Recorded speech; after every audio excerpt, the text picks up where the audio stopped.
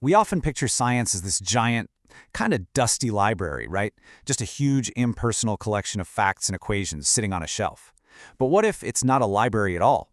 What if science is actually a story? A deeply human story of discovery passed from hand to hand, down through the generations. Just think about it for a second. Who were the teachers, the mentors, who really shaped the way you think? The ones who handed you the intellectual tools that you still use every single day? Because that's really where this whole story begins, with that personal, human connection between a teacher and a student. So, in the world of science, this idea is actually a real thing.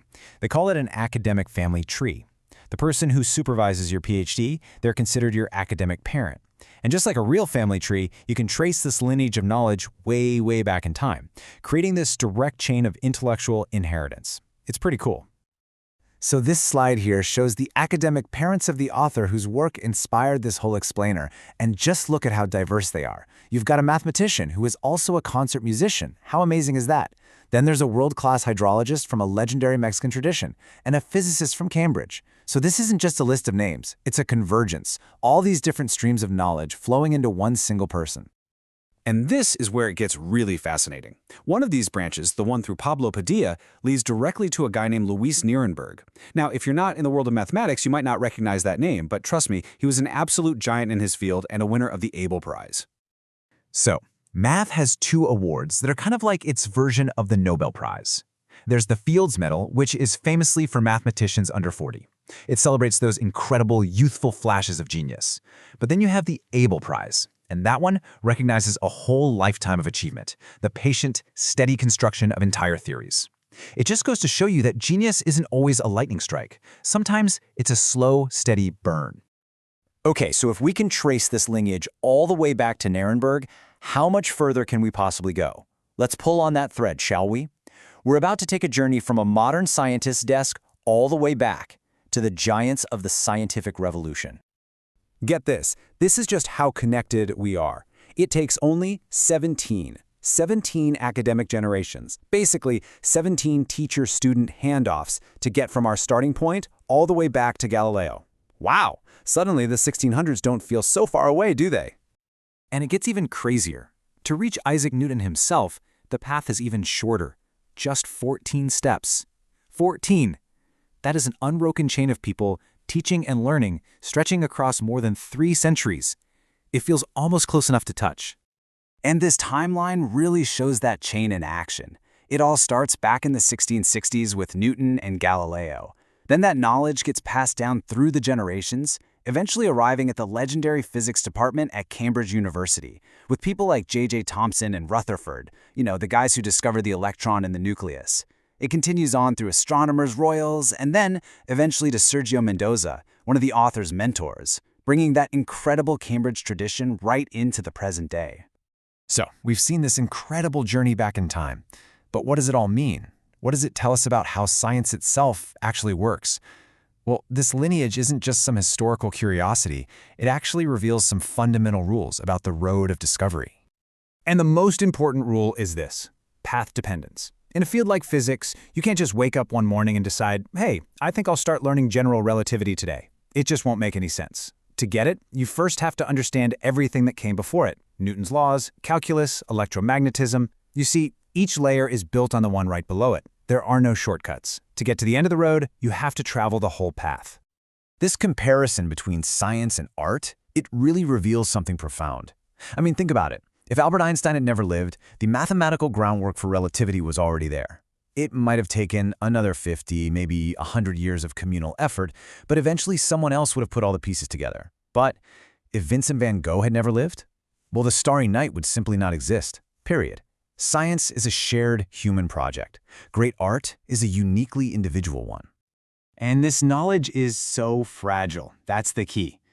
Imagine a future civilization that collapses.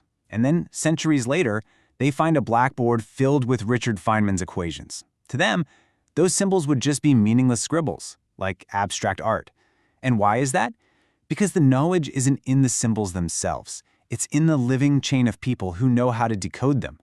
Without the teachers to pass on that context, the knowledge is just lost. Now, this path of science we've been following, it can seem like a nice, straight line, but it's really not.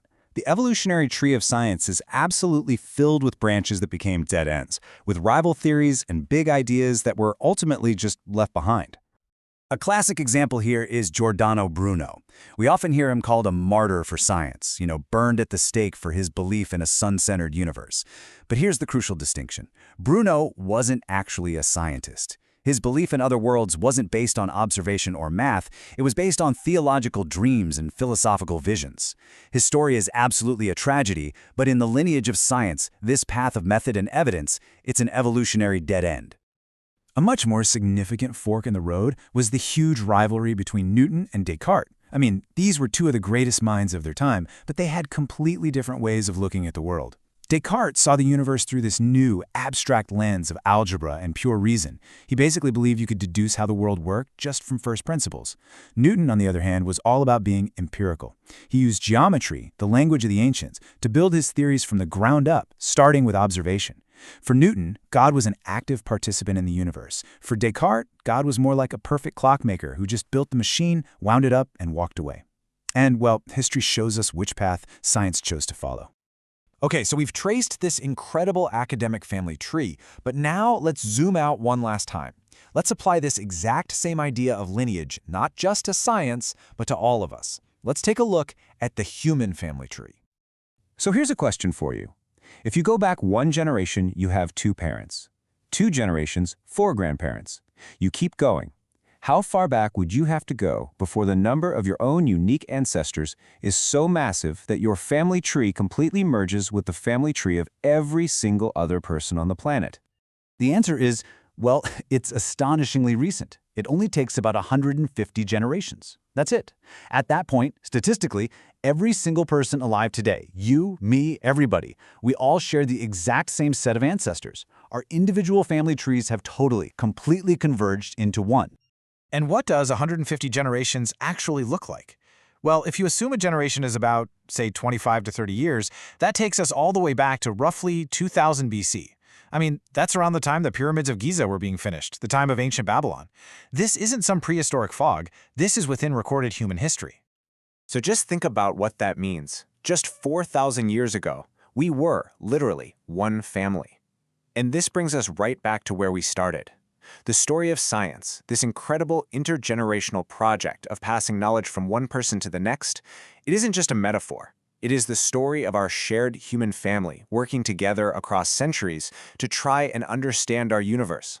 And this really reveals our own role in this massive story. Each one of us is a link in that chain, both biologically and intellectually. And that leaves us with one final and I think vital question. Knowing that we are all one family, what knowledge, what wisdom, and what questions are we choosing to pass on to the generations that will come after us?